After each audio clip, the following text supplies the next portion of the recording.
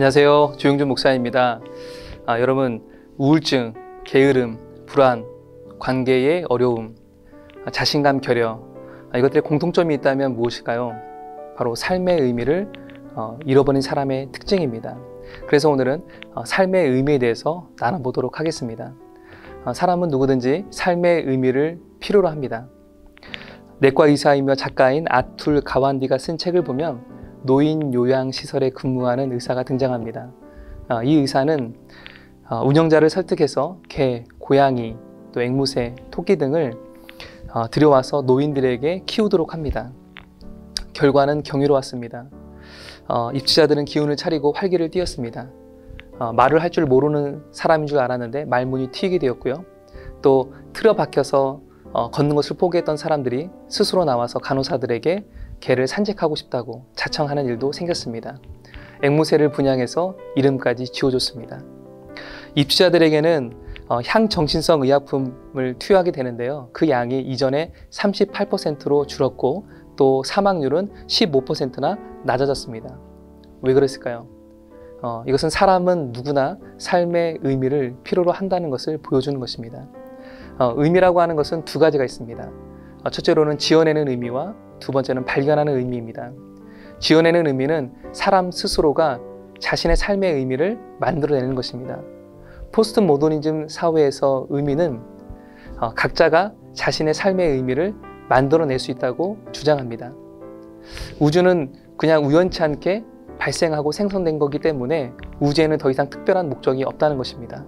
그러므로 각자가 스스로 알아서 자기의 삶의 의미를 만들어낼 수 있다는 입장입니다. 어찌 보면 되게 멋있게 보이고 매력적으로 보입니다. 하지만 사람이 스스로 만들어낸 이 의미는요, 지극히 개인적이고 또 현세적일 수 있습니다. 여러분, 빅터 프랭클린이라는 죽음의 수용소에서 살아남은 유대인 의사를 아시죠? 이분은 그 끔찍한 상황에서 삶을 포기하지 않은 사람과 또 삶을 포기한 사람을 발견하게 됩니다. 삶을 포기한 사람의 특징을 보니까 그들은 삶의 의미를 이 땅의 것으로 두었기 때문에 그 고난이라는 상황 앞에서 고난이 자신의 모든 것을 앗아가자 그들은 좌절하고 그들은 삶을 포기하고 말았습니다. 그리고 자신의 목숨을 위해서 폭력과 또 도둑질 등 그런 어떤 수단도 마다하지 않았습니다. 사람이 스스로 만들어낸 의미는요, 지극히 개인적이고 현세적이고 그리고 결정적으로 고난 앞에서 쉽게 깨어질 수 있다는 특징이 있습니다. 그런데 두 번째, 발견하는 의미는요, 내가 어떤 의미를 찾아내는 것이 아니라 의미이신 예수님이 나를 찾으러 세상에 오셨다는 것을 믿는 것입니다. 신약 성경에 이런 예수님을 만난 사람이 있었죠. 바로 사도 바울입니다. 사도 바울은 자신이 스스로 만들어낸 그 의미를 가지고 사람을 죽이는 일을 서슴지 않았습니다. 그런 그가 자신을 찾아오신 예수님을 만나게 되죠. 그리고 예수님을 통해서 하나님이 나를 창조하시고 이 땅에 보내신 목적을 발견하게 됩니다.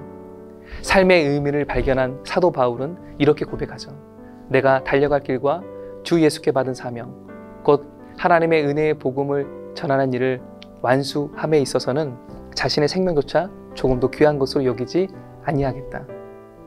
삶의 의미를 몰라 방황하는 분들이 있다면 사도 바울이 만난 예수님을 만나심으로 자기가 만들어낸 의미가 아니라 나를 만드시고 이 땅에 보내신 하나님의 목적, 그리고 진정한 자신의 삶의 의미를 예수님을 통해서 발견하시는 여러분들 되기를 축복합니다.